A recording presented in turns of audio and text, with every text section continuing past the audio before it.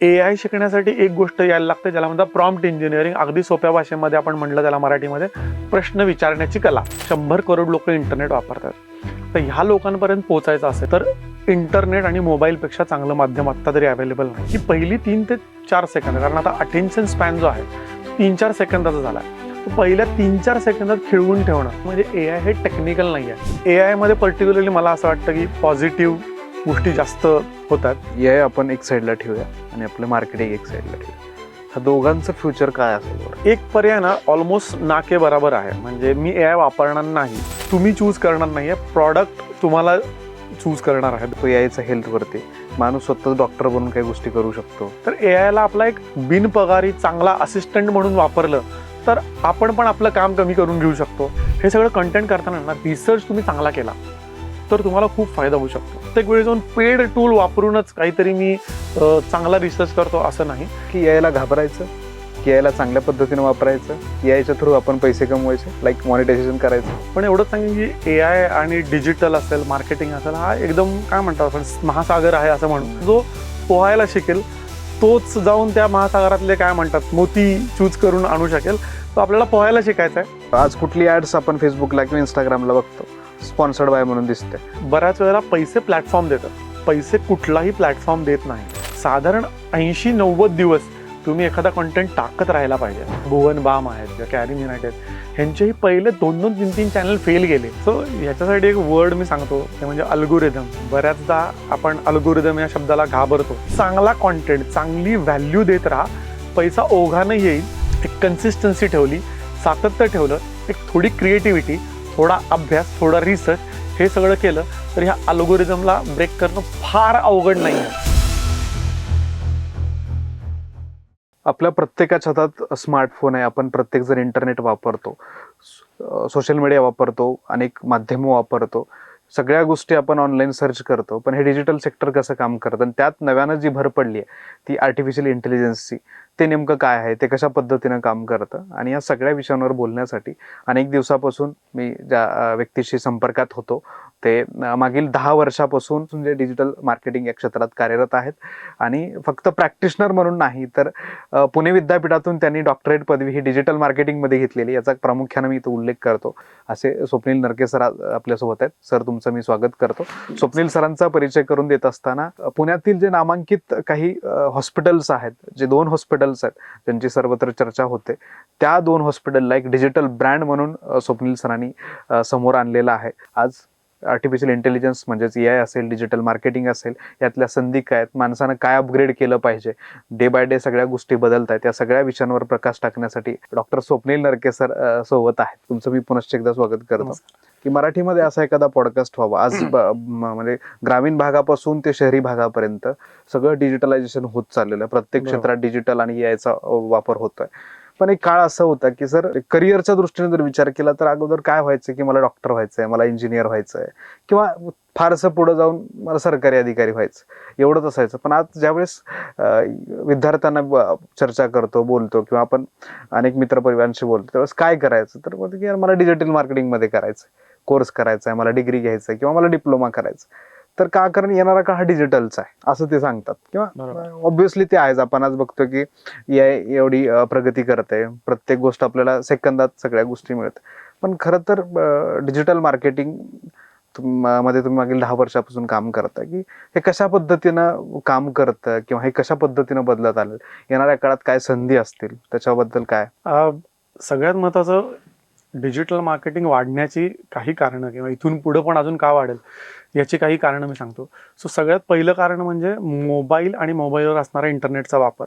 So एक concept आहे ज्याला म्हणतात इंटरनेट पेनिट्रेशन, की एखाद्या भागामध्ये कितपत इंटरनेट रुजलेलं आहे. So internet penetration.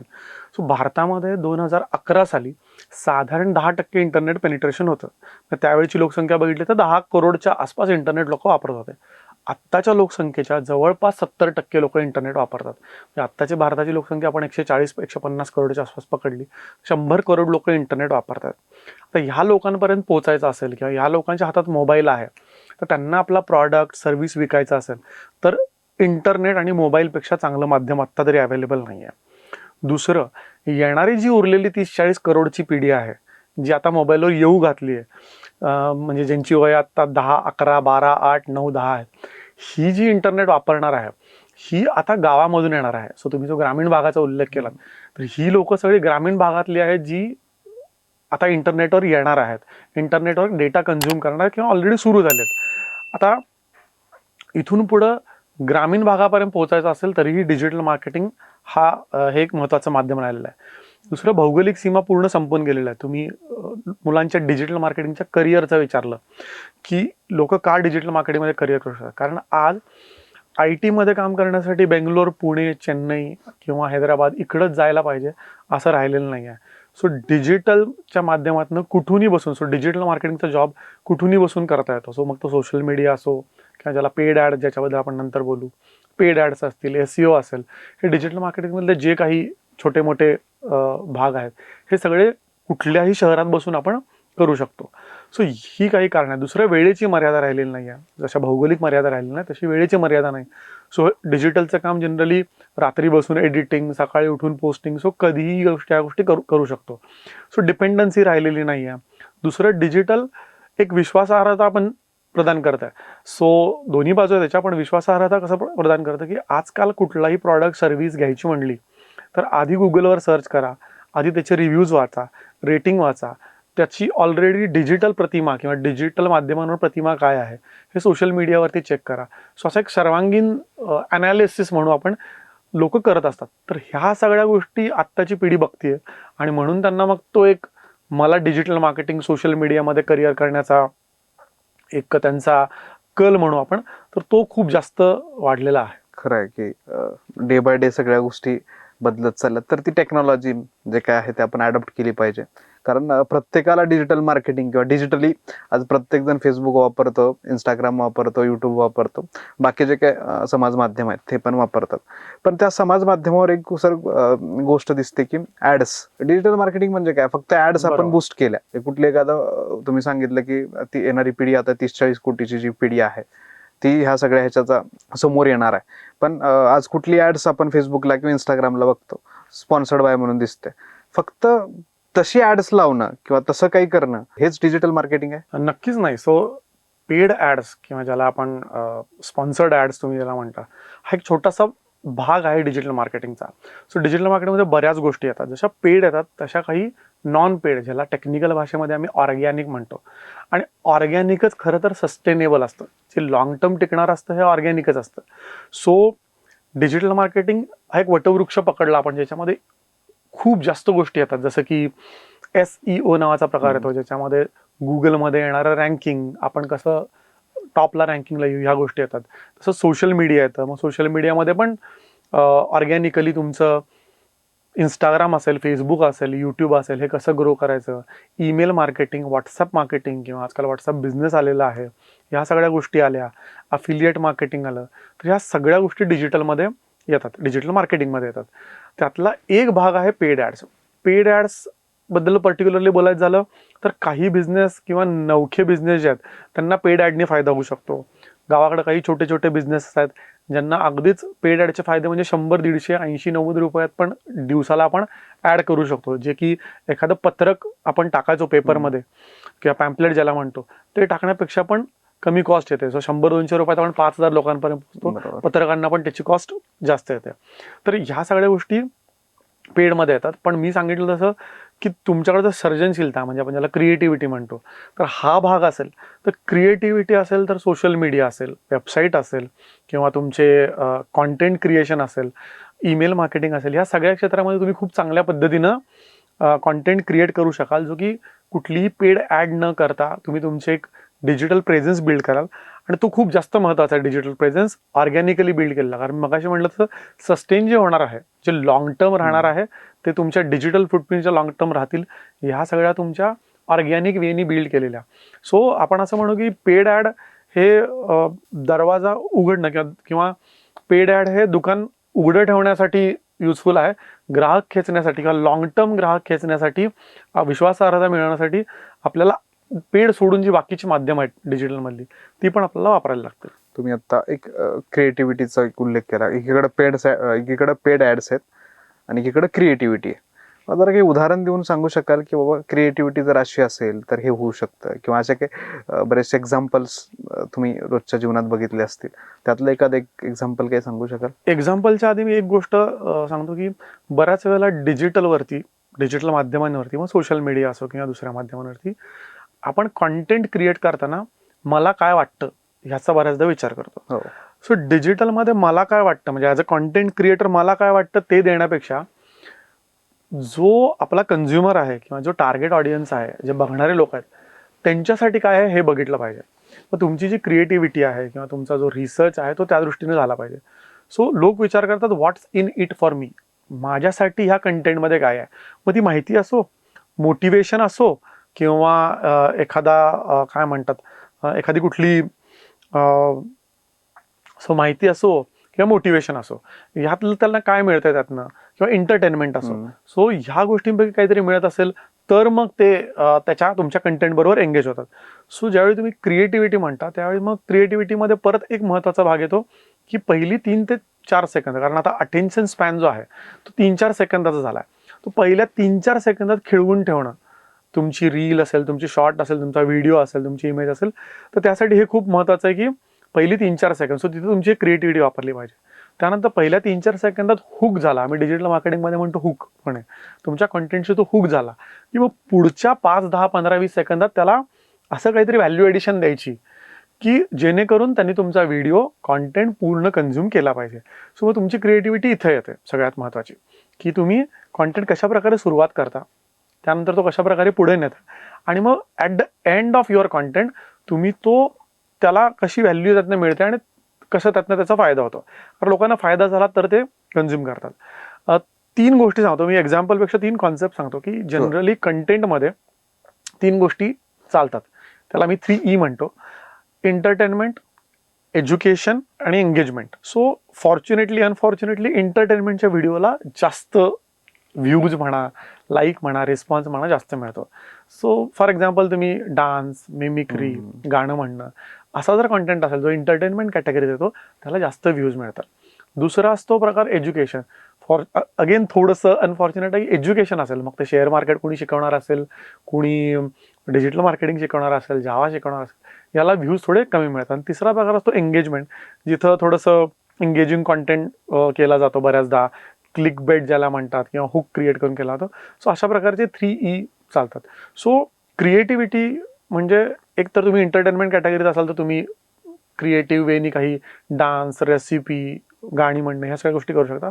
पण नॉन एंटरटेनमेंटमध्ये पण तुम्ही क्रिएटिव्हली कशी तुमच्या कॉन्टेंट सुरुवात करता. मग एखादं हॉस्पिटल असेल तर डॉक्टर माहिती देताना सुरुवात कशी करतात ही पण क्रिएटिव्हिटी आहे, किंवा ते पुढं नेणं ही पण क्रिएटिव्हिटी आहे. सुरुवातीलाच एखादा डेटा सांगणं, फॅक्ट सांगणं, मिथ्स अँड फॅक्ट ज्याला आपण समज गैरसमज म्हणतो, अशा प्रकारचा कंटेंट सुरुवात करणं. आणि क्रिएटिव्हिटीसाठी टेक्निकल नॉलेज तुम्ही जर वापरलं क्रिएटिव्हिटी आणण्यासाठी, एक एक्झाम्पल देतो, रिसर्च.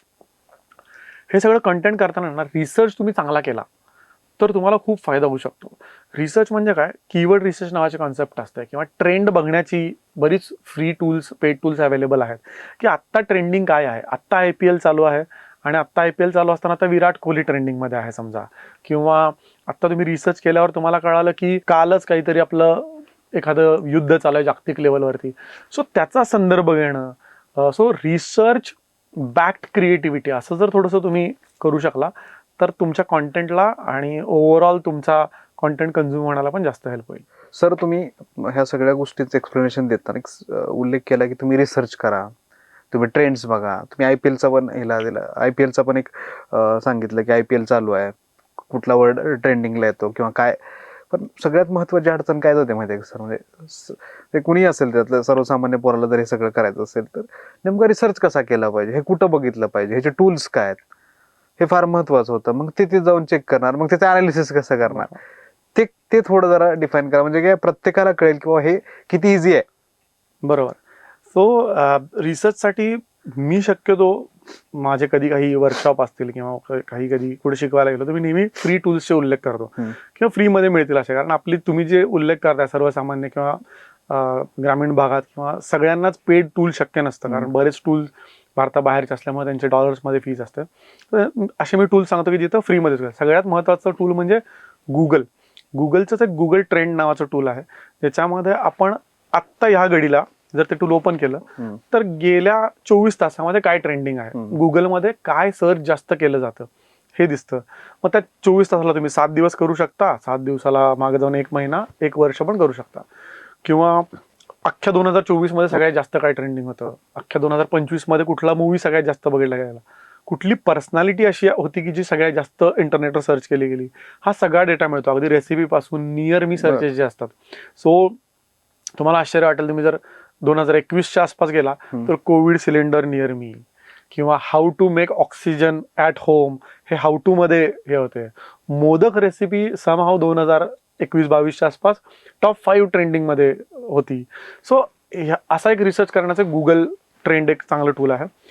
गुगलचं एक पेड टूल आहे ज्याला गुगल कीवर्ड प्लॅनर म्हणतात. हे पेड टूल नाही, ऍक्च्युली हे टूल पेड नाही आहे. गुगल, आपण मगाशी जो उल्लेख केला की गुगलच्या ऍड्स असतात, गुगलवर ज्या स्पॉन्सर ऍड दिसतात, तर त्या गुगल ऍड्स टूलमध्ये एक छोटासा भाग आहे. तर हे टूल वापरता येतं. ह्या टूलमध्ये आपल्याला कळतं की कुठलं एखादं पर्टिक्युलर, आपण एक्झाम्पल घेतलं की 1 BHK फ्लॅट्स आणि पुणे, तर पुण्यामध्ये 1 BHK फ्लॅट मला पाहिजे आहे, पण प्रत्येक जण ना 1 BHK फ्लॅट इन पुणे असं शोधत नाही. काही लोक शोधतात 1 BHK ready position apartment in Pune, काही शोधतात 1 BHK किंवा 1 ला काही लोक ONE लिहितात, काही लोक 1 लिहितात. मग काय कोण जास्त सर्च करतं हे सगळं तुम्हाला इंटरनेटवर कळू शकतं. किंवा एखादं टेक्निकल एक्झाम्पल घेतलं हेल्थ केअर मधलं की बोन मॅरो ट्रान्सप्लांट सर्जरी असं जर म्हटलं तर त्याला सर्चेस मे बी कमी असतील, पण ब्लड कॅन्सर ट्रीटमेंट असं म्हटलं तर त्याला सर्चेस जास्त असू शकतात. सो कुठल्या शब्दाला कुठला पर्यायी शब्द आहे ज्याला लोक शोधतायत हे सगळं, जसं की फूड प्लेसेस, रेस्टॉरंट, हॉटेल्स, असे वेगळे वेगळे शब्द आहेत. फूड प्लेसेसला मे बी सर्च कमी असेल आणि रेस्टॉरंटला मे बी जास्त असेल, हॉटेल्सला त्याच्यापेक्षा जास्त असेल. हे सगळं कळण्यासाठी गुगल कीवर्ड प्लॅनर पण उपयोगाचा होता. गुगल कीवर्ड प्लॅनरची आणखी एक खासियत म्हणजे तो ॲव्हरेज मंथली व्हॉल्यूम देतो की महिन्याला एखाद्या एरियामध्ये किती लोक एवढं सर्च करतात. आणखी एक चांगली गोष्ट देतो ते म्हणजे कीवर्ड डिफिकल्टी. म्हणजे काय की ह्या शब्दाला अजून किती लोक आत्ता टार्गेट करतात, किती कंपन्या टार्गेट करतात ह्या शब्दाला, सो ह्याला रँकिंगला येणं किंवा ह्या कीवर्डच्या कॉम्पिटिशनमध्ये उतरणं किती अवघड आहे. सो हे दुसरं टूल झालं. तिसरं टूल आहे keyword magic tool, SEM. SEM म्हणजे सर्च इंजिन मार्केटिंग. तर SEM रश नावाचं टूल आहे. त्याच्यामध्ये एक छोटासा टूल आहे कीवर्ड मॅजिक टूल. तर त्याच्यामध्येही खूप सुंदर असा डेटा मिळून जातो, ज्याच्यामध्ये क्वेश्चन्स मिळतात की आपण मगाशी एक्झाम्पल घेतलं समजा हेल्थ केअर मधलं, तर हेल्थ केअरमध्ये कॅन्सर असं एक्झाम्पल घेतलं तर ते टूल तुम्हाला त्याच्याविषयीचे क्वेश्चन्स देतं की व्हॉट कॉजेस कॅन्सर, ब्रेस्ट कॅन्सरची ट्रीटमेंट काय असतील. तो असे लोक जे सर्च करतात असे क्वेश्चन्स देतं. आणखी एक छोटंसं टूल आहे answer the public. Answer the पब्लिकमध्ये पण तुम्हाला पब्लिक काय विचारते ह्याचं तुम्हाला एक रिसर्च मिळतं. आणि ह्याच्यापेक्षाही सोपे टूल पाहिजे असतील तर गुगलमध्ये ज्यावेळी तुम्ही सर्च करता काही, तर तुम्ही काहीतरी सर्च करायला चालू केलं, खाली जो ड्रॉपडाऊन येतो बऱ्याच वेळेला एक 10 ड्रॉपडाऊन येतो, 10 कीवर्ड, तेही हायली सर्च कीवर्ड असतात. किंवा काहीतरी तुम्ही शोधलं, let's say digital marketing classes शोधला आणि पूर्ण खाली गेला सगळे रिझल्ट संपल्यावर, तर खाली ना रिलेटिव्ह सर्चेस असं पण दिलेलं असतं, तेही तुमचे रिसर्च म्हणून तुम्ही वापरू शकता. किंवा दुसरं एक्झाम्पल युट्यूबमध्ये गेला तर युट्यूबमध्ये पण तुम्ही एखादा क्वेश्चन पनीर टिक्का मसाला असं टाकल्यावर पुढं paneer tikka masala recipe, paneer tikka masala favourite dishes असं काही येऊ शकतं. सो ह्या गोष्टी पण रिसर्चमध्ये तुम्ही कामाला आणू शकता. सो प्रत्येक वेळी जाऊन पेड टूल वापरूनच काहीतरी मी चांगला रिसर्च करतो असं नाही. तर एक बेसिक अंडरस्टँडिंग केलं आणि फ्री टूल्स जरी वापरले हे सगळे तरीही खूप चांगला कीवर्ड रिसर्च होऊ शकतो. सर तुम्ही आता काही रिसर्च आणि टूल्स सगळ्या गोष्टी सांगितल्या. खरं तर ते मलाही काही गोष्टी माहीत नव्हत्या, 1-2 गोष्टी मला माहीत होत्या, पण आत्ता नव्यानं काही 4-5 टूल्स जे तुम्ही सांगितले नक्कीच त्याच्यावर मी जाऊन रिसर्च करणार.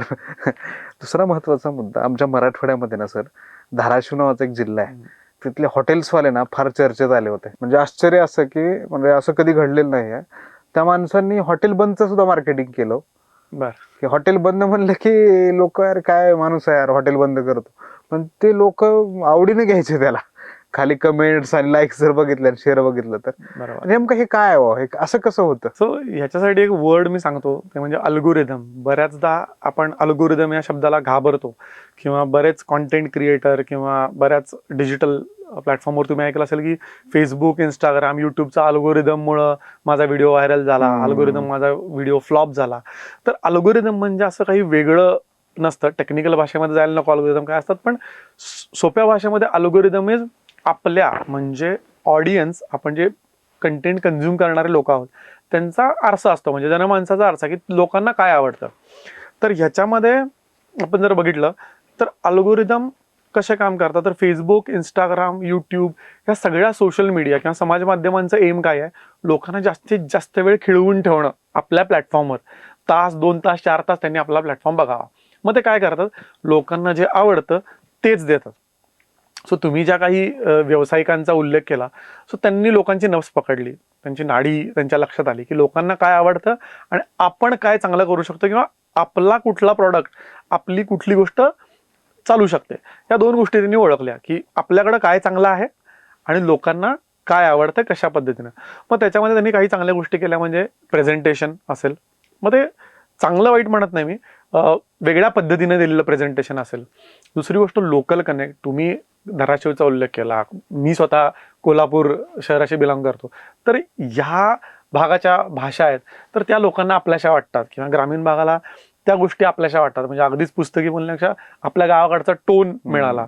सो काही गोष्टी ह्या पण मॅटर करतात जिथं क्रिएटिव्हिटी बरोबर लोकल कनेक्ट असेल, किंवा आपण मगाशी थोडंसं हुक नावाची एक गोष्ट डिस्कस केली, हुक किंवा क्लिक बेट ज्याला म्हणतो, की पहिली 3-5 सेकंद थंब स्टॉपर ज्याला म्हणतात, की म्हणजे माइंडलेस स्क्रोलिंग चाललेलं असतं आपलं, आपण कंटिन्युअसली स्क्रोल करत असतो. थंब स्टॉप होण्यासाठी ती जी पहिली 3-5 सेकंद आहेत ती क्रॅक करणं. सो अल्गोरिदम मध्ये ह्या गोष्टी मत असतं. अल्गोरिदम म्हणजे वेगळं काही नसतं, ही जी 5-6 गोष्टी आहेत ह्या, आणि ह्या गोष्टी ना पहिल्याच दिवशी कळत नाहीत. सो तुम्ही तुमच्या धाराशिववाले हॉटेलवाले एक्झाम्पल घ्या, किंवा भारतातले जे टॉपमोस्ट युट्यूबर आहेत, सो त्यांची नावं कदाचित आपण घेऊ शकलो तर भुवन बाम आहेत किंवा कॅरी मिनाट आहेत. ह्यांचेही पहिले 2-2, 3-3 चॅनल फेल गेले. त्यांनी ट्राय केलं, ते फेल गेले, आणि मग त्यांना लक्षात आलं की अरे हे चालत नाही, हे चालतंय. सो माझं सिम्पल एक आहे की साधारण 80-90 दिवस तुम्ही एखादा कॉन्टेंट टाकत राहायला पाहिजे. काही गोष्टी सोशल मीडियावर लकचा पण फॅक्टर असतो, कदाचित तुमचा पहिला व्हिडिओ व्हायरल जाऊ शकतो, पण तुम्ही अशा कॉम्पिटेटिव्ह फील्डमध्ये आहे की जिथं तुम्ही ज्या क्षेत्रावर बोलणार आहे, समजा मी डिजिटल मार्केटिंग बोलतो आणि ऑलरेडी हजारो कॉन्टेंट क्रिएटर डिजिटल मार्केटमध्ये अवेलेबल आहेत, तर मी एक सातत्य ठेवलं, एक कन्सिस्टन्सी ठेवली, सातत्य ठेवलं, एक थोडी क्रिएटिव्हिटी, थोडा अभ्यास, थोडा रिसर्च, हे सगळं केलं तर ह्या अल्गोरिदमला ब्रेक करणं फार अवघड नाही आहे. सो जे तुम्ही उल्लेख केलेल्या व्यावसायिकांनी खूप चांगल्या पद्धतीनं त्यावेळी ट्रेंड ओळखून, थोडीशी क्रिएटिव्हिटी वापरून, थोडासा रिसर्च, तो त्यांनी रिसर्च म्हणून केला नसेल, तो त्यांनी त्यांच्या आपल्या लॉजिक, ज्याला आपण तार्किक बुद्धी म्हणतो, सो लॉजिक चांगलं वापरून त्यांनी ते केलं आणि खूप चांगल्या पद्धतीने वर्क झाला त्यांच्यासाठी. नक्कीच सर. आणि तिथून एक गोष्ट घडली की आपण ग्रामीण भागाचा जास्त प्रामुख्याने उल्लेख करतो, तर बरेचसे लोक व्हिडिओ करायला लागले ग्रामीण भागातले पण, स्वतः व्हिडिओ करणं, हे करणं. पण मला एक प्रश्न असा विचारायचा की इकडे आपण आज पुण्यात आहेत, शहरात असलेले जे हॉटेल्स आहेत किंवा ग्रामीण भागातले, काय हॉटेल्स म्हणण्यापेक्षा कुठलाही व्यवसाय किंवा कुठलाही उद्योग आपण हे करूयात, की शहरातले जे काही उद्योग आणि हॉटेल्स आहेत आणि ग्रामीण भागातले जे काही उद्योग आणि हॉटेल्स आहेत, ह्यांचा ज्यावेळेस विचार करतो की हे सुद्धा लोक आता डिजिटल मार्केटिंग करायला लागले, बरोबर, त्यांना तुम्ही काय सांगाल किंवा काय केलं पाहिजे? नाही, मी खरं तर असं सांगेन की आता लोकल आणि ग्लोबल असं उरलंच नाहीये. सो एखाद्या साताऱ्यामध्ये एखादं शूज शॉप आहे, तर त्याच्या दुकानात मिळणाऱ्या शूजचं कॉम्पिटिशन त्याचा शेजारचा नाही आहे आता, त्याचं डायरेक्टली ऑनलाईन नायकी साताऱ्यात बसूनच जो खरेदी करणार आहे किंवा जे ग्लोबल ब्रँड खरेदी करणार आहे तो कॉम्पिटिशन झाला. सो तुम्ही आता ग्लोबल कॉम्पिटिशनला उतरलेला आहे.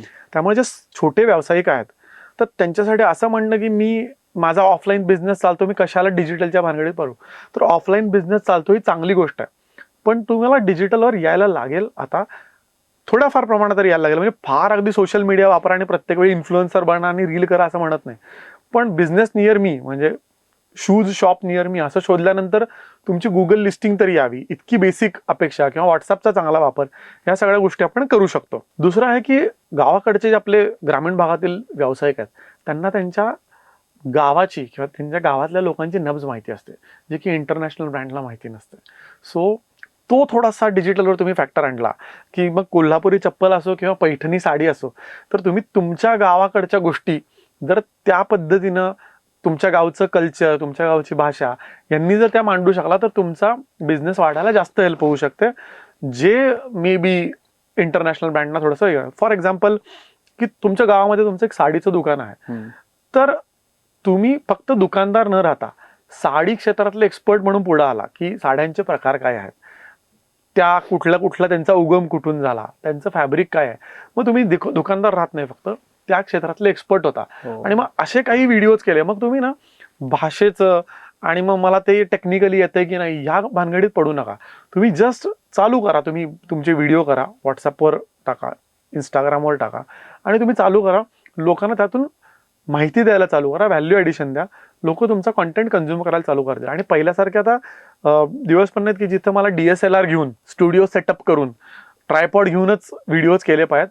अगदी आयफोन नाही म्हटलं तरी 10-12 हजारचे पण फोन आता इतक्या चांगल्या पद्धतीनं चांगल्या क्वालिटीचं शूट आणि ऑडिओ त्यातनं क्रिएट करता येतो. आणि काही बेसिक फ्री ॲप्स आहेत. विषय निघाला म्हणून काही फ्री ॲप्सची पण नावं सांगून टाकतो की इनशॉर्ट्स नावाचं ॲप आहे, किंवा काइन मास्टर नावाचं ॲप आहे. तर हे वापरू शकता. किंवा आत्ता जी इंस्टाग्रामनं स्वतः दिलेलं इंस्टाग्रामचं एडिट्स नावाचं ॲप आहे, किंवा यूट्यूब क्रिएट, YT क्रिएट नावाचा ॲप यूट्यूबने दिलेला आहे. तर ही सगळी एडिटिंग ॲप्स वापरून, किंवा आजकाल मोबाईलमध्ये पण चांगले एडिटिंग फिल्टर्स आणि चांगले ट्रान्झिशन्स लावता येतात, हे वापरून व्हिडिओ चालू करा. सो तुम्ही स्मॉल बिझनेस आहे, माझ्या खिशात पैसे नाहीत, मी ह्या गावातल्या ह्या कोण्यात राहतो, हे सगळं बाजूला ठेवा. तुम्ही स्मॉल आहे म्हणून डिजिटल मार्केटिंग करायचं नाही असं म्हणू नका. तुम्ही स्मॉल आहे आणि तुम्हाला मोठं व्हायचं आहे म्हणून डिजिटल माध्यमांचा वापर करा, असा अप्रोच ठेवला पाहिजे असं मला वाटतं. जेणेकरून काय म्हणतात, ग्रामीण भागातील लोकांना पण ग्लोबल जायला, म्हणजे लोकल लोकांना ग्लोबल जायला हेल्प होईल. सर, आता आपण ब्रँड्सवर बोलत होतो की लोकल ग्लोबल. आता कुठलाच ब्रँड हा लोकल राहिला नाही, त्याला ग्लोबल संधी आहेत. म्हणजे जगभरात कुठेही त्या गोष्टी करू शकतो, सेल परचेस करू शकतो. पण एक मला ह्याच्यातच एक विषय समोर येतो, म्हणजे एक पर्सनल ब्रँडिंगचा. कुठला एखादा ब्रँड उभा राहतो, पण जो व्यक्ती आहे जो त्यांनी ब्रँड बनवलाय, असे काही तुरळक लोक समोर येतात. पण अशात त्या डिजिटलमध्ये एक पर्सनल ब्रँडिंग नावाचा एक प्रकार फार चर्चेत येतोय. नेमकं हे पर्सनल ब्रँडिंग काय आहे, हे करायला पाहिजे की नाही पाहिजे, केलं त्याचा फायदा काय होतो? आज तर सर सगळीकडं सोशल मीडियावर इन्फ्लुएन्सर वगैरे हे तर आहे, प्रत्येकाला फेमस व्हायचं, प्रत्येकाला आपली स्टोरी सांगायची की मी ह्याच्यातून. आणि ऑब्व्हियसली कुठला एखादा ब्रँड तयार होतो किंवा तो व्यवसाय उभा राहतो, त्यावेळेस त्या माणसाचं डेडिकेशन आणि सगळ्या गोष्टी दिलेल्या असतात, तेव्हाच कुठंतरी तो ब्रँड उभा राहतो. पण कुठंतरी पर्सनल ब्रँडिंग समोर येणं गरजेचं आहे. 100%. सो पर्सनल ब्रँडिंगला आपण ना अशा हिशोबाने नको घ्यायला की प्रत्येक वेळी पर्सनल ब्रँडिंग म्हणजे एखादा इन्फ्लुएन्सर जो रील करतो, ज्याला लाखो फॉलोअर्स आहेत, यालाच पर्सनल ब्रँडिंग म्हणतं असं नाही. म्हणजे हा एक प्रकार झाला, जो आपण डिस्कस करूया. पर्सनल ब्रँडिंगमध्ये तुम्ही एक उल्लेख केला, आता आपण आय थिंक ह्याच्या आधी बोलत होतो ब्रेकमध्ये, की CEO किंवा एखाद्या कंपनीचा एखादा चांगला कर्मचारी असेल, त्यांनी कष्ट करून ती कंपनी उभी केली. तर पर्सनल ब्रँडिंग म्हणजे प्रत्येक वेळी व्हिडिओ, रील्स आणि ह्याच्या साच्यात नको बांधायला. सो त्यांनी त्याचं लिंक्डइन प्रोफाईल जरी खूप चांगल्या पद्धतीनं मॅनेज केलं, किंवा अशी एखादी कंपनीची उच्च पदावरची व्यक्ती जिचं नाव गुगलवर सर्च केल्यावर येणारे 10 रिझल्ट तिच्या नावाचे हे काय येतात, याला सुद्धा आपण पर्सनल ब्रँडिंग म्हटलं पाहिजे. की माझं नाव सर्च केल्यावर इंटरनेटवर काय माझ्या इमेजेसमध्ये गेल्यावर गुगलमध्ये, किंवा काय पहिल्या 5, 10, 8 लिंक येतात. तर पहिली लिंक फेसबुकची येत असेल, इंस्टाग्रामची येत असेल, तिथं क्लिक केल्यावर, ओपन केल्यावर काय दिसतं, किंवा तुमचं सोशल मीडियावरती फेसबुकवर तुमचा बायो काय आहे, म्हणजे तुमचं इंट्रोडक्शन काय आहे, ह्या छोट्या छोट्या गोष्टी पण पर्सनल ब्रँडिंगमध्ये पकडल्या जातात. ही एक गोष्ट झाली जिथं आपण म्हणतो की पर्सनल ब्रँडिंग ह्या दृष्टीने बघायचं. दुसरं, इन्फ्लुएन्सर, जे तुम्ही म्हणता आता प्रत्येकाला फेमस व्हायचं आहे, इन्फ्लुएन्सर बनायचं. तर इन्फ्लुएन्सर या शब्दाचा अर्थ असा की तुमची विश्वासार्हता एवढी होते की तुम्ही लोकांच्या निर्णयामध्ये भागीदार होता. एखादा निर्णय घ्यायला तुम्ही भाग पाडू शकता तुमच्या इन्फ्लुएन्सिंग पॉवरने. याला इन्फ्लुएन्सर म्हणतात. मग तुम्हाला ज्यावेळी 10,000, 20,000, 30,000, 1,00,000, 10,00,000 फॉलोअर्स होतात, त्यावेळी लोक विश्वास ठेवायला लागतात की इतके लोक फॉलो करतात, तर यांची विश्वासार्हता आहे. आता इन्फ्लुएन्सरमध्ये मग बरेच प्रकार असतात. टेक्निकल भाषेत बोलायचं नॅनो इन्फ्लुएन्सर, मायक्रो इन्फ्लुएन्सर, जे मिलियनच्या वरती आहेत त्यांना मेगा इन्फ्लुएन्सर म्हणतात. पण आणखी एक गोष्ट सांगायचा मुद्दा असा की हा जो ओढा आहे फेमस होण्यामागं किंवा इन्फ्लुएन्सर बनण्यामागं, त्यामध्ये बऱ्याच वेळेला पैसा किंवा मॉनिटायझेशन हा वर्ड जो डिजिटल मार्केटिंगमध्ये बऱ्याच वेळेला ऐकला जातो, हा हेतू खूप लोकांचा असतो. माझं वैयक्तिक मत असं आहे, मी एक्सप्लेन करतो मॉनिटायझेशन म्हणजे काय. माझं वैयक्तिक मत असं आहे की तुम्ही डिजिटल माध्यमांवर, सोशल माध्यमांवर, समाज माध्यमांवर कंटेंट करता, त्यावेळी ह्या अपेक्षेने सुरुवात नका करू की मला यातून पैसे कमवायचे आहेत. तुम्ही एक चांगला कॉन्टेंट, चांगली व्हॅल्यू देत राहा, पैसा ओघानं येईल, पण सुरुवात त्यांनी करू नका. आता मुद्द्याकडे येऊ, मॉनिटायझेशन काय असतं.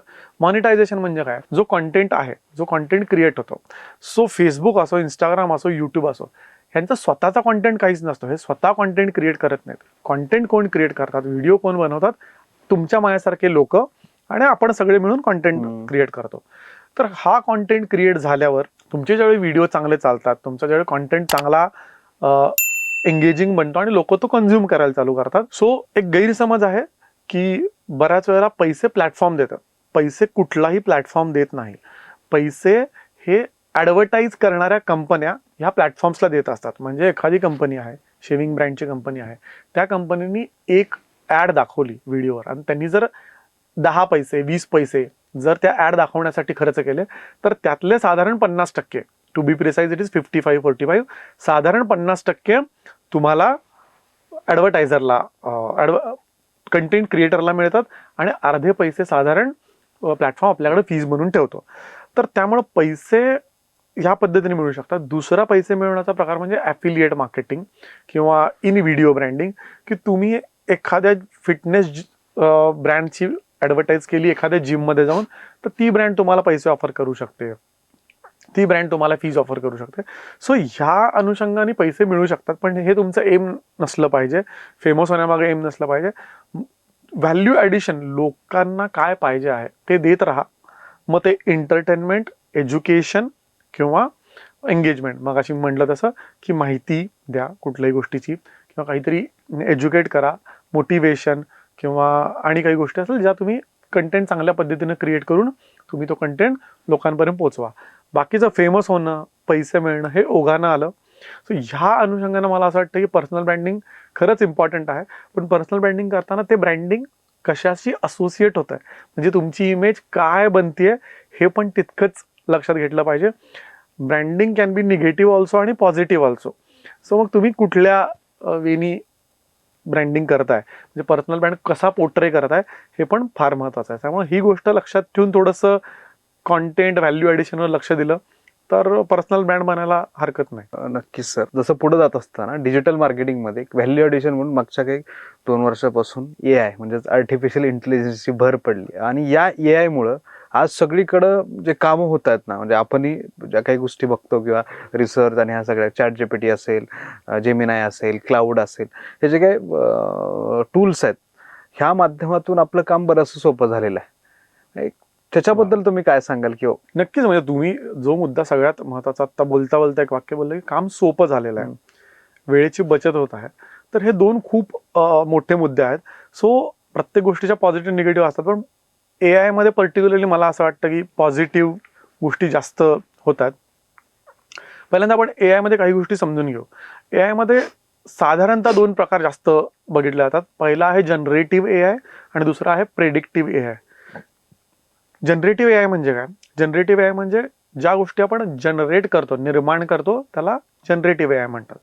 सो आत्ता आपण काय करतोय, ChatGPT वापरतोय किंवा जेमिनाय वापरतोय किंवा परप्लेक्सिटी वापरतोय किंवा डीपसीक असेल, या सगळ्या प्लॅटफॉर्ममध्ये आपण टेक्स्ट इनपुट देतो की काहीतरी त्याचा क्वेश्चन विचारतो आणि टेक्स्टमध्ये त्याचं उत्तर मिळतं. त्याला म्हणतात टेक्स्ट टू टेक्स्ट AI. म्हणजे टेक्स्ट देतो, टेक्स्ट जनरेट करतो. टेक्स्ट टू इमेज AI, मग बनाना असेल किंवा ChatGPTचं पण हे असतील, त्याच्यामध्ये आपण इमेज क्रिएट करा असे आपण कमांड देतो, त्यातून इमेज मिळते. Image text to voice AI, text to video AI, हे सगळे जनरेटिव्ह AIचे प्रकार झाले. आणि दुसरा प्रकार आहे प्रेडिक्टिव्ह AI.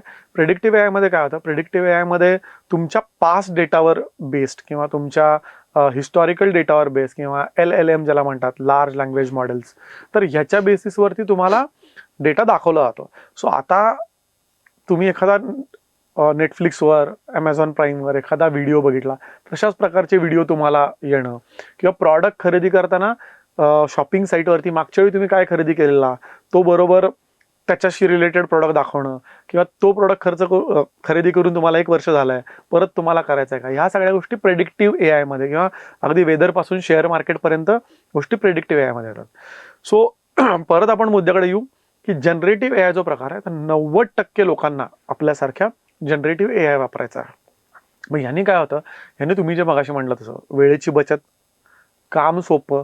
सो पहिल्यांदा एखादं 10 पानांचं मसुदा लिहायला किंवा एखादा आर्टिकल लिहायला ज्याला 2, 4, 5 दिवस लागायचे, आज ती गोष्ट 20 मिनिटामध्ये 30 मिनिटामध्ये होऊ शकते. बघा, ह्यात ह्युमन इंटरव्हेन्शन राहणार आहे, कारण एआयला अजून भावना नाहीत किंवा एआयला फायनल चेकला अजूनही ह्युमनचंच लागेल. पण स्टील तुमचं काम सोपं झालं, काम कमी झालं तर ह्या गोष्टी नाकारता येत नाहीत. त्यामुळे जे प्रेडिक्टिव्ह एआय आहे, सॉरी म्हणजे काही जनरेटिव्ह एआयचे टूल्स आहेत, हे टूल्स वापरून आपण चांगल्या पद्धतीनं हे करू शकतो. सो एआयला असं न बघता की एआय आलं म्हणजे आमचे जॉब्स जातील, आमचं काम कमी झालं, तर एआयला आपला एक काय म्हणतात बिनपगारी चांगला असिस्टंट म्हणून वापरलं तर आपण पण आपलं काम कमी करून घेऊ शकतो. आपणही त्या गोष्टी दुसऱ्या कामांसाठी तो वेळ वापरू शकतो. आणि जस्ट एक मुद्दा परत कनेक्ट करतो, मगाशी जे तुम्ही small business, influencer, personal branding ह्या गोष्टी ज्या तुम्ही विचारल्या, तर ह्या गोष्टी 5-10 वर्षापूर्वी करणं लिटरली म्हणजे खूप अवघड, अशक्य म्हणणार नाही मी, प्रचंड अवघड काम होतं. की गावाकडं बसून सांगली, सातारा, कोल्हापूर, नाशिक भागात बसून मी पर्सनल ब्रँड डेव्हलप करतो असं 10 वर्षापूर्वी 15 वर्षापूर्वी करणं खूप अवघड होतं. आता चॅट जीपीटीमुळं तुम्हाला, मगाशी मी रिसर्चमध्ये म्हटलं की रिसर्च करणं टॉपिकचा, त्याच्यावर स्क्रिप्ट बनवणं, त्या स्क्रिप्टवरून इमेजेस बनवणं, इमेजेसचा व्हिडिओ, बऱ्याच वेळेला ब्रँड क्रिएट करण्यासाठी किंवा सोशल मीडियावर इन्फ्लुएन्सर बनण्यासाठी बऱ्याच जणांना कॅमेरा फेसिंगची भीती असते. तर तुम्ही चॅट जीपीटीवर लिंबू मध पाणी पिण्याचे 10 फायदे असं एक आर्टिकल बनवलं, त्याचे काही इमेजेस बनवल्या, त्या इमेजेस टाकून त्याला मागं व्हॉइस ओव्हर पण एआय वापरून दिला, त्याचं एडिटिंग पण तुम्ही एखाद्या एआय टूलमध्ये केलं, हे सगळं करून त्याचं कॅप्शन, त्याचं टायटल, त्याचं डिस्क्रिप्शन हे पण एआय वापरून हे केलं, त्याचा एक थंबनेल एआय वापरून बनवला, सगळं एआय वापरून बनवलं. आणि असं एखादं चॅनल जरी चालू केलं तरी तुम्हाला त्याचा फायदा होऊ शकतो. सो छोटे बिझनेसेस, की आधी असं होतं की एजन्सी शोधा, ग्राफिक डिझायनरला हायर करा, व्हॉइससाठी कोणाला तरी कॉन्ट्रॅक्ट द्या, तर अशा बऱ्याच गोष्टी लागायच्या. आज तुम्ही जे म्हणता स्मॉल बिझनेसेस म्हणजे एखादा ब्युटी पार्लर वाले आपले एखादी मैत्रीण असेल किंवा एखादा आपला भाऊ बहीण असेल ज्याचं साडीचं दुकान असेल, ह्या लोकांना आता एआय वापरून खूप सोप्या पद्धतीनं कॉन्टेंट क्रिएट करणं आणि काय म्हणतात तुमच्या दैनंदिन डिजिटलच्या गोष्टी आहेत त्या करणं खूप इझी झालंय. सो तुमच्या खिशामध्ये एक आता तुमचा बिनपगारी असिस्टंट आलेला आहे, त्याला चांगल्या पद्धतीने यूज करा. आणि एआय न वापरणारे लोक थोडे मागं पडतील, हे सत्य आहे. किती भयानक वाटत असेल तरी मी अगदीच म्हणणार नाही की एआय नोकऱ्या खाईल वगैरे, पण नोकऱ्या कमी होणार आणि जे लोक चांगल्या पद्धतीनं एआय वापरतात ते त्याचा फायदा करून घेणार आणि ते कदाचित चांगल्या पोस्टवर किंवा चांगल्या पदावरती जाण्याचे चान्सेस जास्त. हा जो बिनपगारी आहे तो पगारीवालेला माणसाला खाऊन टाकणार ही सगळ्यात मोठी भीती आहे सर. मार्केटमधली सिच्युएशन ही आहे की अनेक एजन्सीज बघतो किंवा अनेक ह्या सगळ्या गोष्टी बघतो तर एक भयंकर चित्र आहे. म्हणजे IT सेक्टर असेल किंवा डिजिटल सेक्टर असेल, प्रामुख्याने आपण डिजिटलवरच बोलतोय, अनेक एजन्सीज असतील किंवा कंपनी असतील, तर काही एक प्रॉम्प्ट दिला की विदिन अ सेकंड सगळ्या गोष्टी तुम्हाला येतात, तिथे माणसाची गरज काय? हा एक गंभीर प्रश्न आहे सगळ्यांसमोर. आणि मला अपेक्षित तुमच्याकडून हे आहे की मागच्या 10-15 वर्षात तुम्ही अनेक फेस अनुभवलेले आहेत, डिजिटल मार्केटिंगचे अनेक सातत्यानं बदल होत गेले, त्यात व्हॅल्युएशन आता यायची झाले. तर काय सांगू शकाल की यायला घाबरायचं की यायला चांगल्या पद्धतीने वापरायचं, यायच्या थ्रू आपण पैसे कमवायचे, लाईक मॉनिटायझेशन करायचं, काय करायचं, काय विश्वास लोकांना द्याल बरं सर तुम्ही? एक पर्याय ना ऑलमोस्ट नाके बरोबर आहे. म्हणजे मी एआय वापरणार नाही असं आता शक्य नाही. म्हणजे तुम्ही बाजूला नाही राहू शकता, आता तुम्हाला एकतर वापरायला लागेल, नाही तर तुम्ही मागं पडाल, हे सत्य आहे. म्हणजे यात काहीच वाद नाही. सो मग वापरताना ते कशा पद्धतीने वापरायचं, किंवा तुम्ही एक शब्द वापरला प्रॉम्प्ट इंजिनिअरिंग, म्हणजे एआय शिकण्यासाठी काहीही टेक्निकल नॉलेजची गरज नाही. एआय शिकण्यासाठी एक गोष्ट यायला लागते ज्याला म्हणतात प्रॉम्प्ट इंजिनिअरिंग. अगदी सोप्या भाषेमध्ये आपण म्हटलं त्याला मराठीमध्ये, प्रश्न विचारण्याची कला.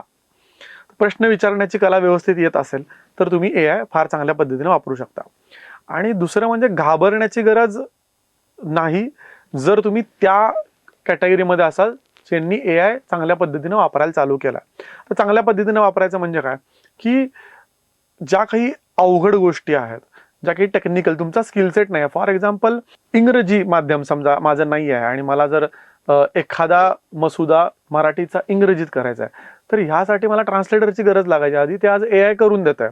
किंवा AI व्हिडिओमध्ये म्हणू, आता व्हिडिओ, आता मी पण माझे व्हिडिओ बनवतो, तुमचं पण चॅनल आहे, तर AI बेस्ड ट्रान्सलेशन नावाचा एक प्रकार ऑलरेडी इंट्रोड्यूस झालेला आहे. इन्स्टामध्ये असेल, फेसबुकमध्ये असेल. अगदी रशियन पासून पोर्तुगीज भाषेमध्ये आपले आवाज ट्रान्सलेट होतात. सो तुम्हाला मराठी कंटेंट जमतोय, तुम्ही मराठी करा, तो ते इंग्लिशमध्ये ट्रान्सलेट होईल. सो AIचे फायदे जर तुम्ही जाणून घ्यायला लागला तर ते खूप आहेत. पण एक दुसरी बाजू की खूप मोठी मोठी कामं खूप छोट्या वेळेत व्हायला लागल्यामुळं काही जॉब्स किंवा काही गोष्टींमध्ये तो इश्यू येणार आहे. मग याच्यासाठी एकच गोष्ट करायची की आपण अपग्रेडेड राहायचं. सो ओव्हरऑल म्हणायला गेलं तर AIला घाबरण्याची गरज नाही. AIचा वापर करून समान संधी जी मिळते आपल्याला, जसं की छोटा व्यावसायिक असेल किंवा आत्ता कोणीतरी जस्ट करिअरला सुरुवात करणारा कॅन्डिडेट असेल, तर ह्या सगळ्यांना एक समान संधी उपलब्ध होते. कारण आधी डेटा ॲनालिटिक्ससाठी प्रचंड टूल्स लागायचे, ग्राफिक डिझायनिंगसाठी प्रचंड टूल्स प्लस मॅनपॉवर लागायची. सो आता आपले अगदी ग्रामीण भागामध्ये पण छोटे व्यावसायिक पण ह्या गोष्टी यूज करू शकतात. सो AIला समान संधी म्हणून बघितलं पाहिजे. दुसरं, वेळेची बचत, कष्टांची बचत, आणि AIमुळं कुठेही बसून आपण ज्या गोष्टी करू शकतो, जसं की ऑटोमेशन इंटिग्रेशन एक मुद्दा राहिला, तो फक्त मी शेवटचा कव्हर करतो पण ह्याच्यामध्ये, की AIमुळे ना ऑटोमेशन इंटिग्रेशन शक्य झालेलं आहे.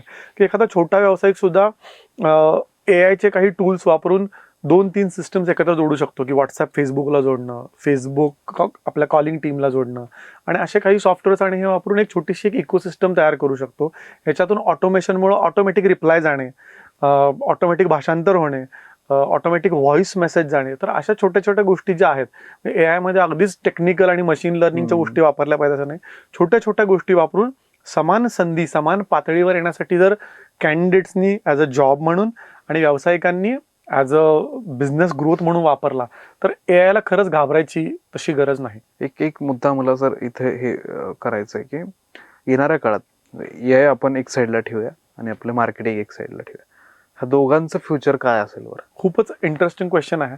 कारण AI आत्ता तसं म्हटलं तर खूपच बाल्यावस्थेत आहे. म्हणजे अजून AIचा तितका इतकं इव्हॉल्व्ह झालेलं नाही, अजून ते हळूहळू होत आहे. तर आत्ताच आपण जे AIमुळे बदललेले चेंजेस बघतोय आणि घाबरतोय, आपण आत्ताच बोलत, तर AIचं फ्युचर बरंच हे असणार आहे. आपण स्पेसिफिकली मार्केटिंगच्या किंवा व्यवसायाच्या दृष्टिकोनातून बघू. ह्याच्या पुढं प्रॉडक्ट तुम्ही चूज करणार नाहीये, प्रॉडक्ट तुम्हाला चूज करणार आहे. बेसिकली म्हणजे काय, की तुम्हाला तोच प्रॉडक्ट दाखवला जाईल जे तुमची पास्ट हिस्ट्री सांगते, किंवा तुम्ही याच्या आधी कुठल्या प्रकारचा सर्च केला, तुमच्या आवडीनिवडी ह्या सगळ्या सोशल मीडियामधनं दाखवून तुम्हाला प्रॉडक्ट दाखवला जाईल.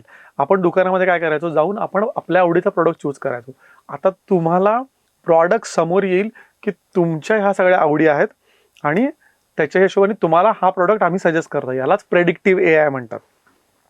किंवा AIमुळे ऑलरेडी काही गोष्टी चालू झालेल्या आहेत, जसं की AIचाच एक थोडा हे प्रकार म्हटला जवळचा, तर AR/VR म्हणजे ऑगमेंटेड रियालिटी आणि व्हर्च्युअल रियालिटी. सो आपण जे बऱ्याच वेळेला काही चष्माच्या कंपन्या आहेत की त्या चष्मा घातल्यावर कसा दिसेल असं मोबाईल ॲपमध्ये बघून दाखवतात, किंवा तुम्हाला एखादा ड्रेस कसा दिसेल किंवा घड्याळ कसं दिसेल, ह्या सगळ्या गोष्टी व्हर्च्युअल रियालिटीमध्ये तुम्हाला दिसतात. किंवा AR/VR ह्याच्यानंतर ह्या गोष्टी शक्य होणार आहेत की तुम्ही एखाद्या दुसऱ्या गावात बसलाय, मी एखाद्या गावात बसलोय, आपण एकत्र बसून मॉलमध्ये फिरतोय, IPL बघतोय, ह्या अशा गोष्टी शक्य होतील. दुसरी गोष्ट, तुम्ही म्हणला की कॉन्टेंट क्रिएटर गावागावातून येणारे हे AIमुळे वाढतील. मी म्हटलं तसं की बऱ्याच वेळेला अगदी फेस न दाखवता पण कंटेंट तयार करणं इझी झालंय. किंवा अवतार क्रिएट करतात आजकाल. अवतार क्रिएट म्हणजे माझंच एक फोटो जरी मिळाला तरी त्या फोटोवरून माझा 10 मिनिटाचा व्हिडिओ जो की डिजिटल मार्केटिंगवरती बोलू शकतो, किंवा रेसिपी एखादी बनवायला सांगू शकतो. तर या सगळ्या गोष्टी शक्य होणार आहेत AI प्लस डिजिटल मार्केटिंगच्या कॉम्बिनेशनने. मी आणखी एक गोष्ट मगाशी उल्लेख केला, इंटिग्रेशन्स आणि ऑटोमेशन्स. एक छोटीशी केस स्टडी घेऊन सांगतो की एखाद्या कंपनीने फेसबुकवरती आपला प्रॉडक्ट दाखवला, तो पेड माध्यमातून दाखवला, तर एक ऑप्शन येतो जिथं क्लिक केल्यावर कॉल करता येतो किंवा व्हॉट्सॲपवर चॅट करता येतं किंवा आपली माहिती भरता येते. एखादा छोटा व्यावसायिक आहे, त्यांना आपली ॲड दाखवली फेसबुकवर, त्याच्यावर कुठेतरी क्लिक करून आपली माहिती भरली, नाव नंबर दिला, तर असं ऑटोमेशन केलं जाऊ शकतं की ती लीड किंवा ती माहिती लगेच कॉल सेंटरला जाईल. कॉल सेंटरमध्ये प्रत्येक वेळी माणूस बसायची गरज नाही. आत्ता असे AI सिस्टम्स अवेलेबल आहेत, शुद्ध मराठी, चांगल्या हिंदी, चांगल्या बंगाली सगळ्या भाषांमध्ये उलटा कॉल करू शकतील. एक स्क्रिप्ट असेल, तिथं माझं नाव पण तिथं फीड झालेलं असेल. समजा मी नाव लिहिलं असेल स्वप्नील आणि माझा हा नंबर आहे, तर नमस्कार स्वप्नील, तुम्ही या गोष्टीसाठी एन्क्वायरी केली होती, तुम्हाला ही गोष्ट पाहिजे आहे का? असेल तर 1 दाबा, नाही तर 2 दाबा. 1 दाबल्यानंतर तुम्हाला व्हॉट्सअपवर एक मेसेज येईल, तुम्ही हो म्हणला म्हणून तुम्हाला कॅटलॉग येईल. तो कॅटलॉगमधून तुम्ही काही गोष्टी सिलेक्ट केली. सो एक अशी ऑटोमेशन प्रोसेस, एक इकोसिस्टम तयार होईल की जी एकेकाळी करायला प्रचंड वेळ, प्रचंड पैसा, मोठमोठ्या मल्टीनॅशनल कंपन्यांची हेल्प लागायची, आता छोट्या गोष्टी पण करू शकतील. So social media, digital marketing, AI ह्याचं जे कॉम्बिनेशन आता बनतंय, हे मी बघतोय की यांनी छोट्या व्यावसायिक किंवा छोट्या नॉन टेक्निकल बॅकग्राऊंडच्या मुलामुलींचा किंवा ज्यांना आत्ता करिअर चेंज करायचं आहे त्यांच्यासाठी हा फायदा आहे. कारण AIला घाबरण्याची गरज नाही, असं मगाशी मी वाक्य म्हटलं तसं. दुसरं कारण म्हणजे AI हे टेक्निकल नाही आहे. AI म्हणजे काहीतरी मला कोडिंग करायचं वगैरे असं नाही. सो जे कोडिंग वगैरे गोष्टी करून आधी करू शकत होतो, तशा काही गोष्टी AI मधून आता इझिली करता येतील. AI वापरून वेबसाईट बनवणे, AI वापरून ग्राफिक डिझाईन करणे, AI वापरून व्हिडिओ करणे. सो ह्या सगळ्याचं कॉम्बिनेशन जर आपण केलं तर AIने मला हे फ्युचर दिसतंय की अशा लोकांचा खरंच फायदा होईल ज्यांना शिकण्याची इच्छा आहे, काहीतरी करायची इच्छा आहे, पण काही टेक्निकल गोष्टीमुळं, भाषेमुळं किंवा काय जे काही मर्यादा होत्या गावाकडच्या किंवा भौगोलिक मर्यादा असतील, वेळेच्या मर्यादा असतील, त्यामुळे शक्य नव्हतं. त्या सगळ्या गोष्टी करता येणं शक्य आहे. सो फ्युचर बघितलं तर खरंच म्हणजे करणाऱ्यासाठी खूप चांगलं फ्युचर असेल यानंतर. नक्कीच सर. आता एक तुम्ही हेल्थ सेक्टरमध्ये जास्त काम केलेलं आहे, बरोबर. त्यामुळे मी त्याला जोडून एक माझा एक प्रश्न असेल, कारण आज प्रत्येक जण काय करतोय, मी जरी असेल, काही जरी मला चेक करायचं जर हेल्थच्या बाबतीत, टॅबलेट्सच्या बाबतीत, तर मी ChatGPTला किंवा AI ला विचारतो. पण AI आणि हेल्थ ह्याच्यावर काही इम्पॅक्ट होऊ शकतो AIचा हेल्थवरती? माणूस स्वतः डॉक्टर बनून काही गोष्टी करू शकतो किंवा त्या पद्धतीने जर सांगतंय त्या पद्धतीने जर केलं तर त्याचे फार इम्पॅक्ट होऊ शकतात. हे थोडंसं सिरियस अंगाने झालं की इथं डेफिनेटली ह्या गोष्टी नाही केल्या पाहिजेत. कारण हे क्षेत्र असं आहे की जिथं आपण एका जीवाशी डील करत असतो, तर तिथं आपल्याला या गोष्टी नसल्या पाहिजेत. पण AIचा चांगला वापर जो हेल्थ केअरमध्ये होतोय, सो आता AI बेस्ड सर्जरी झालेल्या आहेत. जसं की रोबॉटिक सर्जरी असं नाव तुम्ही ऐकलं असेल. मग ती जनरल सर्जरी असो पोटाची किंवा गुडघे सर्जरी असो, सो असे टेक्निक्स अवेलेबल आहेत. AIमुळे या गोष्टी सोप्या झाल्या, ज्यांनी प्रिसिजन, म्हणजे आधी असं व्हायचं की मॅन्युअल सगळ्या गोष्टी केल्या जायच्या. आता एक्झॅक्ट त्याच पॉइंटला कमी काय म्हणतात रक्तस्राव, कमी कट घेऊन ह्या सगळ्या गोष्टी शक्य झालेल्या आहेत. तर त्या गोष्टी टेक्निकल डॉक्टर्स वगैरे बोलतील. मी टेक्निकल पर्सन नाही आहे, पण मार्केटिंगच्या आणि ह्याच्या हिशोबाने मी म्हणतो की AI मुळे ह्या गोष्टी खूप चांगल्या झालेल्या आहेत की ऑपरेशन सुकर झालेले आहेत. परत तिथं वेळेची बचत, परत तिथं सुलभता आलेली आहे. त्यानंतर AI मुळे परत भौगोलिक सीमा, परत मी म्हणतो की भौगोलिक मर्यादा निघून गेलेल्या आहेत की एखादे फॉरेनचे डॉक्टर तिथं बसून इथं काहीतरी ऑपरेट करतात. ह्या गोष्टी AI मुळे शक्य झालेल्या आहेत की एखादा AI रोबो, तुम्ही रोबो म्हणजे अगदी रोबो ऑपरेशन नाही करत, पण रोबोटिक सिस्टीम्स असतात ज्या हेल्प करतात. सो हेल्थकेअर क्षेत्रामध्ये हा प्रचंड फायदा झालेला आहे. त्यामुळे आपण तो एक फायदा बघू शकतो. दुसरं ज्या सिस्टम्स आहेत की फॉर एक्झाम्पल AI मुळे पहिल्यांदा रिपोर्ट घ्यायला आपल्याला अगदी सोप्या गोष्टी, मी फार टेक्निकलमध्ये जात नाही हेल्थकेअरमध्ये, पण की एखादा पोटाचा स्कॅन केला, एक्सरे केला, तर तो रिपोर्ट आणायला जायला लागायचं. आता अशा ऑटोमेटेड सिस्टम बसवल्या गेलेत की तो रिपोर्ट जनरेट झाला, तो एखाद्या डॉक्टरांच्याकडे गेला, त्यांनी त्याला अप्रूव्ह केला, त्याच्यावर डिजिटल सिग्नेचर केली, तो रिपोर्ट लगेच त्याच्या मोबाईलवरती व्हॉट्सअपवर जाईल. आज पुण्यासारख्या शहरामध्ये 30-25 किलोमीटरवरनं ट्रॅफिकमधून एखादा रिपोर्ट घ्यायला येणं हे खूप टीडीएस वर्क आहे. तर ह्या पण छोट्या गोष्टी ऑटोमेशनमुळं, डिजिटलमुळं या शक्य झालेल्या आहेत की प्रिस्क्रिप्शन ऑनलाईन जनरेट होणं किंवा ऑनलाईन कन्सल्टेशन कधी गरज पडली तर करावं लागणं किंवा ऑनलाईन रिपोर्ट्स येणं, ते रिपोर्ट परत पटकन दुसऱ्याला पाठवणं. व्हॉट्सअप सिम्पल गोष्ट वाटते, पण ह्यानी किती वेळ, किती खर्च आणि किती त्रास जो असतो, तर ह्या गोष्टी सगळ्या वाचतात. तर AIचं मला वाटतं हेल्थकेअरमध्ये हे बेसिक पासून आपण हे करू, म्हणजे अगदीच प्रत्येक वेळी टेक्निकल गोष्टींमध्ये जायला नको. बेसिक पण खूप चांगला फायदा हॉस्पिटल, छोट्या नर्सिंग होम यांनी वापरला. व्हॉट्सॲपचा वापर, त्यांच्या सिस्टमचा वापर, SMS चा वापर आणि काही AI टूल्सचा वापर, सोशल मीडियाचा वापर हा जरी चांगल्या पद्धतीने करून घेतला तरी खूप जास्त फायदा पेशंटला होऊ शकतो यातनं. खरं आहे सर, कारण दिवसेंदिवस अनेक गोष्टी बदलत चालल्यात. पण एक विषय येतो की ह्या सगळ्या गोष्टी करत असताना कायम असं बोललं जातं की मराठी माणूस कायम मागं असतो, म्हणजे ॲज पर बाकीच्या ह्याच्यापेक्षा उद्योगात मागं असतो, मराठी माणसाकडे कन्सिस्टन्सी नाही बरोबर. आहे. पण हा जाणीवपूर्वक प्रश्न मी इथं का घेतोय की व्यवसायाच्या दृष्टीनं, येणाऱ्या पिढीच्या दृष्टीनं यायचा किती महत्वाचा आहे, मार्केटिंग किती गरजेचे आहे, मार्केटिंग करावीच लागेल, त्याशिवाय बिझनेस कसा ग्रो होणार, ह्या सगळ्या गोष्टीचा विचार केला तर प्रत्येकाला ह्याची जाणीव असली पाहिजे की नाही आपल्याला करावं लागेल. तर मराठी माणसाबद्दल तुम्ही काय सांगाल की बाबा हे का? सो मी मराठी असा शब्द न घेता प्रादेशिक भाषा असं थोडंसं बोलायचं म्हटलं तर गुगल, फेसबुक यांचे रिसर्च सांगतात की हल्ली इंग्रजीपेक्षा भारतामध्ये प्रादेशिक भाषांच्या कंटेंटला 3x म्हणजे 3 पट जास्त डिमांड येतोय. सो ह्याचा जर आपण आधार घेतला तर मराठी असेल किंवा अदर प्रादेशिक भाषा असतील तर मराठी गोष्टींना म्हणजे प्रादेशिक गोष्टींना जास्त डिमांड येणार आहे. मगाशी म्हटलं की तुमच्या व्हॅल्यूज तुम्हाला चांगल्या माहिती आहे, तुमची संस्कृती तुम्हाला चांगली माहिती आहे, मग तुम्ही अगदी तुमच्या गावात बसून तुमचा प्रॉडक्ट विकत असाल, मग तो मराठी भाषेत विकणं हल्ली जास्त इझी झालं आहे. किंवा AIच्याच वापराने व्हॉइस सर्च आलेले आहेत. व्हॉइस सर्च आता मराठीत पण होतो. तुम्ही मराठीत अगदी रिमोट ऑन करून मराठीमध्ये बोलला किंवा मोबाईलमध्ये यूट्यूबला व्हॉइस सर्च केला तर त्याला आता इंग्रजीचं बंधन राहिलेलं नाही आहे. तुम्ही मराठीत बोलू शकता, मराठीत बोलून शोधू शकता. ChatGPT अख्खं मराठीमध्ये वर्क व्हायला लागलेलं आहे. किंवा ChatGPT जे असिस्टंट आहेत तर ते तुम्ही अगदी मराठीमध्ये क्वेश्चन आन्सर करून त्याला सगळं विचारू शकता AIला. सो ह्या सगळ्या गोष्टी मराठीत होतात किंवा प्रादेशिक भाषांमध्ये होतात. आणि कंटेंट वाईज म्हटलं तर आज तुम्ही मी मराठीमध्ये बोलतोय, माझा स्वतःचं काही गोष्टी मराठीत अनुभव चांगला आहे. सो मराठी असेल किंवा प्रादेशिक भाषा असतील त्या जास्त चांगल्या कनेक्ट होतात. म्हणूनच गुगल, फेसबुक सारख्या कंपन्या पण आता एनकरेज करत आहेत की व्हर्नॅक्युलर लँग्वेज किंवा प्रादेशिक भाषांमध्ये तुम्ही कंटेंट बनवा. आणि दुसरं म्हटलं तसं की तुम्ही मराठीत बोलला तरीही आजकाल फेसबुक, इंस्टाग्रामला अशा ऑटोमेटेड फॅसिलिटीज आलेल्या आहेत की तुमची रील 10, 12, 15, 20 भाषांमध्ये आपोआप कन्वर्ट होते. सो ट्रान्सलेट होणार असेल तर तुम्ही मराठीत बोलला, एखादा चांगला कॉन्टेंट असेल तुमचा, तो बंगालमध्ये बसून कोणीतरी बंगाली भाषेत ऐकू शकतो किंवा पोर्तुगालमध्ये बसून पोर्तुगीज भाषेत पण ऐकू शकतो. त्यामुळं मी मराठी आणि प्रादेशिक भाषात आहे आणि मला तो कॉन्फिडन्स नाही आहे त्या लेवलवर याचा हा विचार करायची गरज नाही.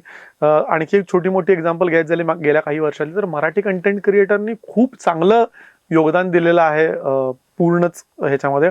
जसं की एक नगर गावातल्या आजी आहेत, त्यांनी त्यांचं रेसिपी चॅनल चालू केलं अगदी मराठी बोलून. किंवा आता मराठीतले काही चांगले इन्फ्लुएन्सर्स आहेत जे खूप चांगलं काम करतायत, काही पॉडकास्टर्स आहेत ते खूप चांगलं काम करतात. सो असं अजिबात नाही आहे की मराठी असल्यामुळं आपल्याला काही रेस्ट्रिक्शन्स येतील. उलट त्याचा चांगल्या पद्धतीनं वापर करून घेतला तर आपल्या महाराष्ट्राचीच ऑडियन्स एवढी आहे की त्याच्यामध्ये आपल्याकडे एक्झाम्पल्स आहेत की एखादा mega influencer 1 million 2 million follower असलेला बनू शकतो. त्यामुळं नक्कीच असा न्यूनगंड किंवा असं काही बाळगायची गरज नाही की लँग्वेज बॅरियर आहे. लँग्वेज बॅरियर तुटून गेलेला आहे आता. तर आपण अगदीच अभिमानाने आणि ह्यांनी मराठीमध्ये कंटेंट करत राहिलं पाहिजे आणि केलंच पाहिजे. नक्कीच सर, की आज म्हणजे साधारण लहान मुलापासून ते वयोवृद्धापर्यंत प्रत्येक जण स्मार्टफोन वापरायला लागले. बरोबर. ते प्रत्येक जण स्मार्टफोन वापरतोय, इंस्टाग्राम वापरतो, युट्यूब वापरतो. ज्याला सर्च करायचं कळत नाही, व्हॉइस सर्च तुम्ही सांगितलं की एवढ्या टेक्नॉलॉजी बदलल्यात, एवढं तंत्रज्ञान अपडेट होत गेलं. या तंत्रज्ञानाला सोबत घेऊन आपल्याला पुढे गेलं पाहिजे, तरच आपली खरी प्रगती होऊ शकते. प्रत्येक क्षेत्रात आपल्याला कुणाचा तरी सपोर्ट घ्यावाच लागतो. आणि ज्या काही आपण चर्चा केल्या सर, एकंदरीत हे फार महत्वाचं आहे येणाऱ्या काळासाठी. येणाऱ्या म्हणजे सगळं एज्युकेशन सुद्धा ऑनलाईन पद्धतीने झालंय, एक संधी म्हणावी लागेल या सगळ्या गोष्टींची.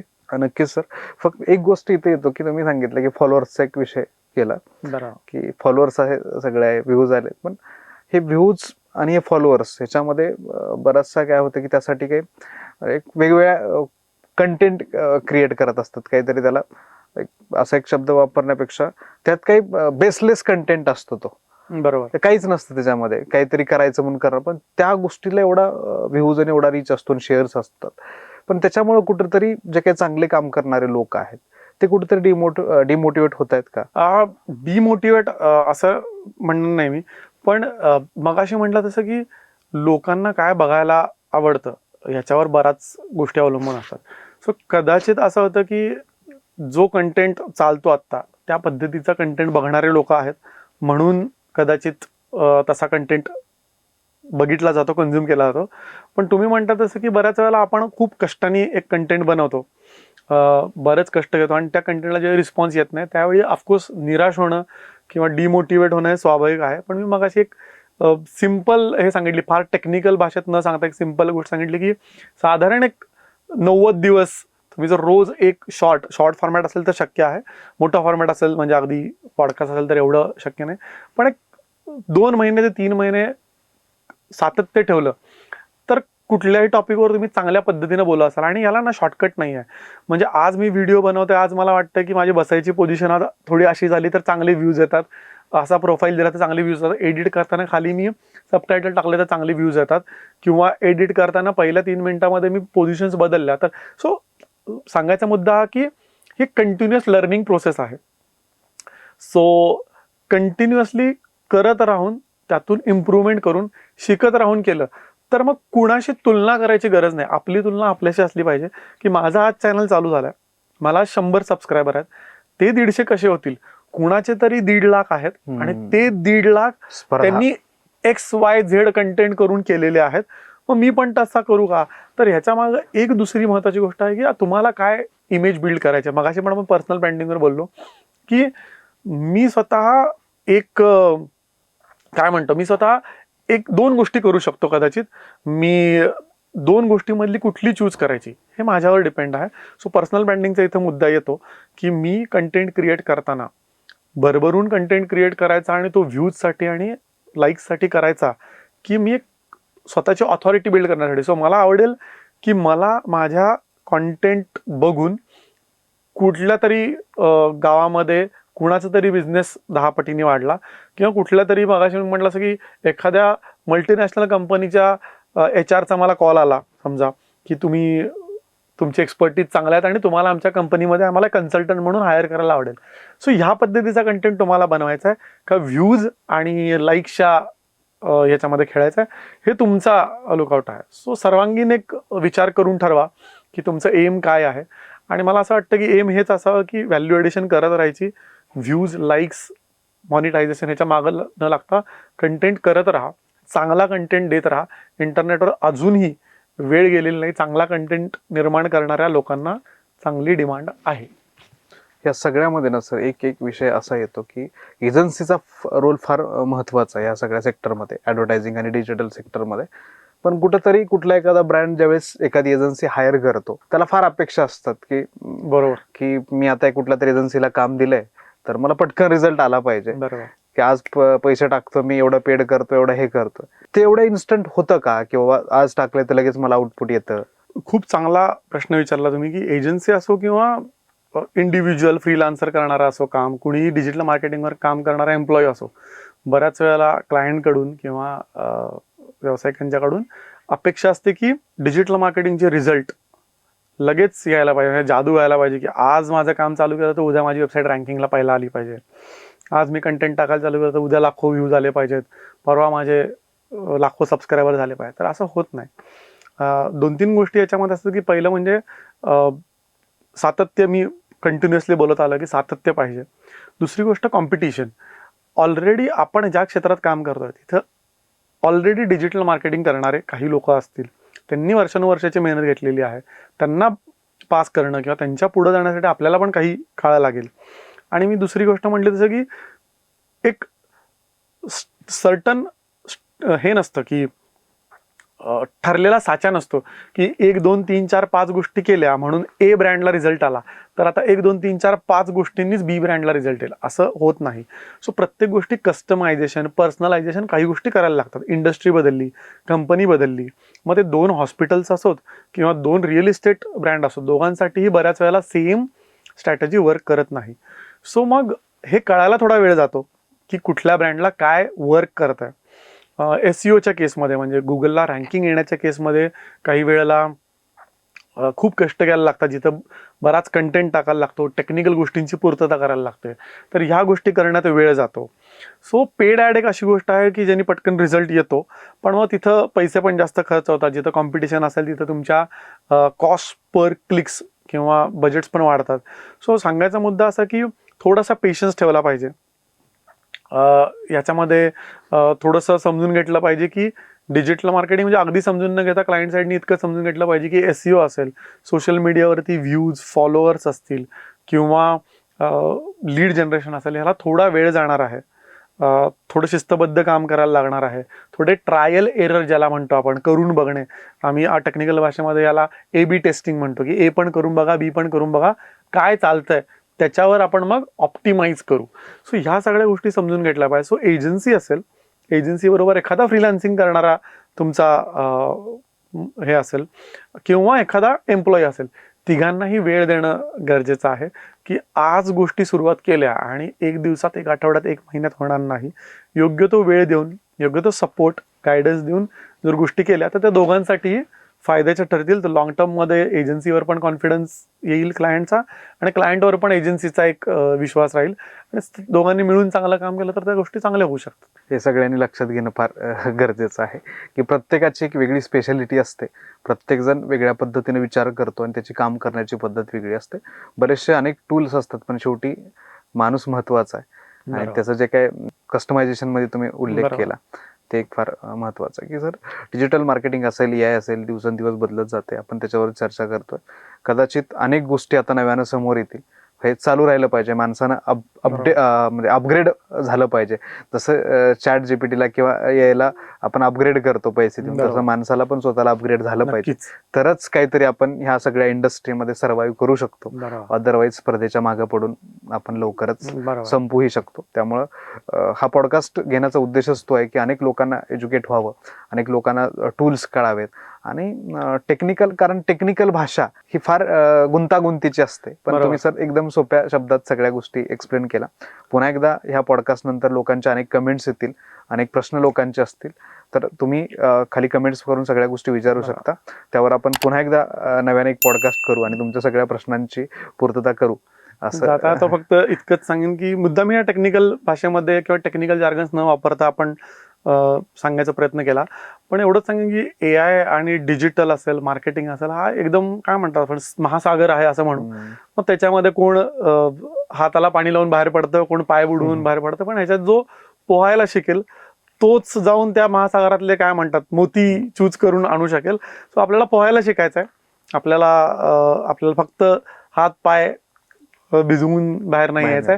सो ती गोष्ट करायची आहे. आणि ज्यांची काय म्हणतात आपण आकाशाकडे ज्यांची दृष्टी आहे किंवा ज्यांच्या ऑब्जेक्टिव्ह आणि ज्यांचे एम्स मोठे आहेत, जमिनीवर पाय ठेवून गावाकडे असो किंवा शहरात असो, कुठेही असो, तर ह्या गोष्टी शिकू. तुम्ही अगदी योग्य पद्धतीने म्हणलं असं अपग्रेड होऊ आणि मग मराठी, इंग्रजी, हिंदी या भाषांच्या मध्ये पण न पडता डिजिटलच्या भाषेत बोलू आणि सगळे मिळून ग्रो होऊया. नक्कीच. तुम्ही आलात, अनेक विषयावर चर्चा झाली, त्याबद्दल तुमचं माझ्या सगळ्या टीवडी टीमच्या वतीनं आपले मनपूर्वक आभार मानतो. धन्यवाद.